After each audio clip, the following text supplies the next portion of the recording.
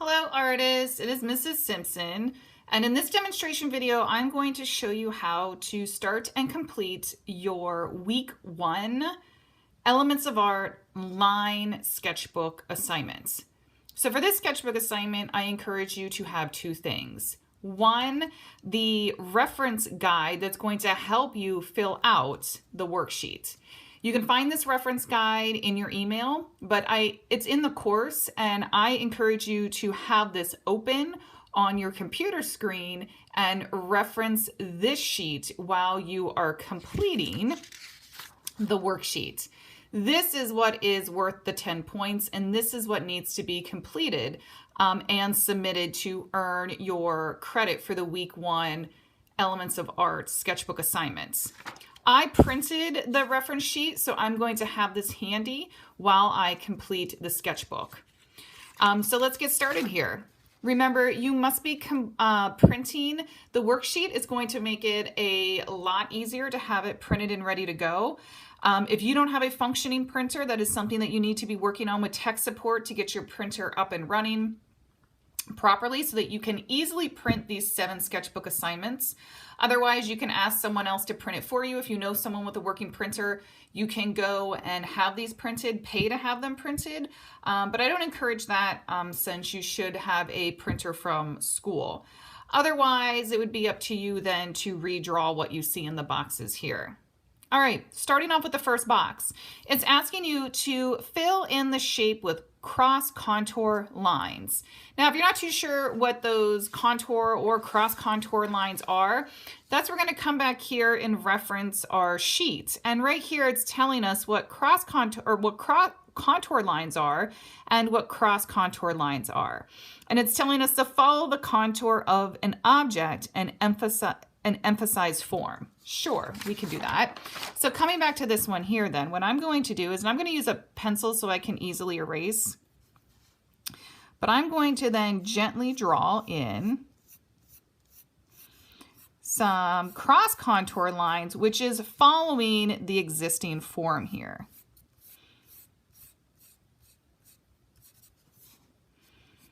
And what that is going to do is it's going to emphasize its original form.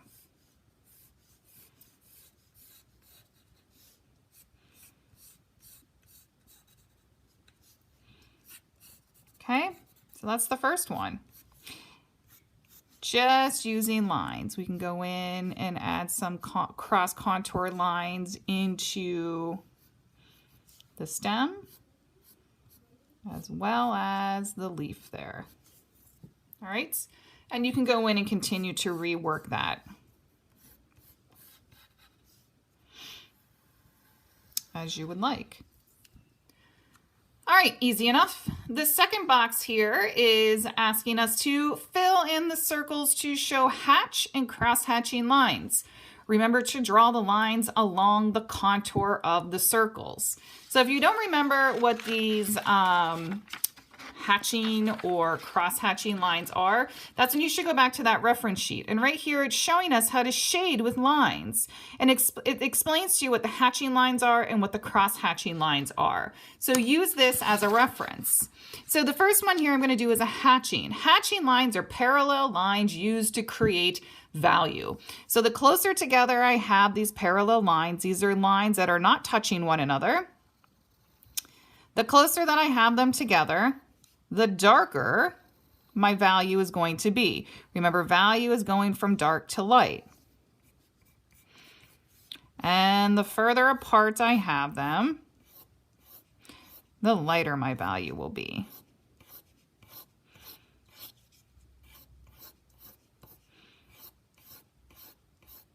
Okay. Next, I'm going to do some hatching. Hatching lines are where we are overlapping these parallel lines. And the more we overlap them in the opposite direction, and the closer we put those lines together, the darker our value will be. The further apart we have them, and the lighter I press on my pencil, the lighter the value will be. Okay? Now to clean this up, I can easily just come around and erase my marks. All right. The next one here is asking me to draw a line or multiple lines that show an interesting line quality. Well, if you don't remember what a line quality is, or if you're not too sure, you'll come back here to the reference sheet and it is telling us here a line quality refers to the thickness or thinness of a line. It's also called line weight. We will use a variation of lines to create a sense of excitement within our work. So what you can do here is you can experiment with how you hold your tool. In this case, I'm using a pencil to show different types of lines. So I could show a very thick line into a thin line to show a different kind of weighted line. And I can do that by going back here and just continuing to press and make my line thicker or thinner as I wish. So you can see some parts of my line here then are going to be very thick, while other parts are going to be very thin. Okay, and you can experiment with that. You can go back in then and maybe do some of those hatching techniques.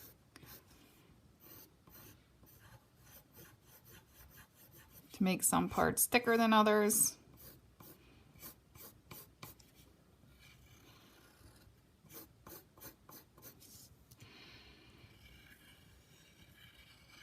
Okay, so you'll go in and then you'll continue to work these lines. All right, line variation. Okay, down here then's really easy. It's asking you to test out different types of lines below and to label your lines once you're finished. So you could do some of your standard lines, your vertical, horizontal, diagonal, dashed, or you could make up lines and label them. I'm not going to fill this out for you because I want you to be creative there on that. But if you go back to your reference sheet, right along the top here, it's showing you different types of lines. So we have vertical, horizontal, diagonal, dash, zigzag, curved, and curved. There's also spiral. There are many different types of organic lines that you can make. So that's completely up to you on how you want to do this. You could do your own type of line in here, showing really thick diagonal lines or really thin diagonal lines. Don't be afraid to use a different tool. Grab yourself a marker and you could come through here and create different spiral lines and add some color to yours. Now you don't have to, and if you use a marker, remember, it can't be erased. So that's up to you on how you want to do your lines. But don't forget to label your lines. So if I were to finish this one here really quick, I had some strong diagonal lines here, and I would go back in and finish this. Oh, and then I would label it diagonal. And then don't forget when you're all done to add your name. All right, so these are your sketchbooks. They should be fun. You should experiment with them. You should play around with the different tools that you have. And when you are all done, you will submit it to the appropriate Dropbox for grading. All right, have fun. Reach out to me if you need anything. And I can't wait to see your finished work.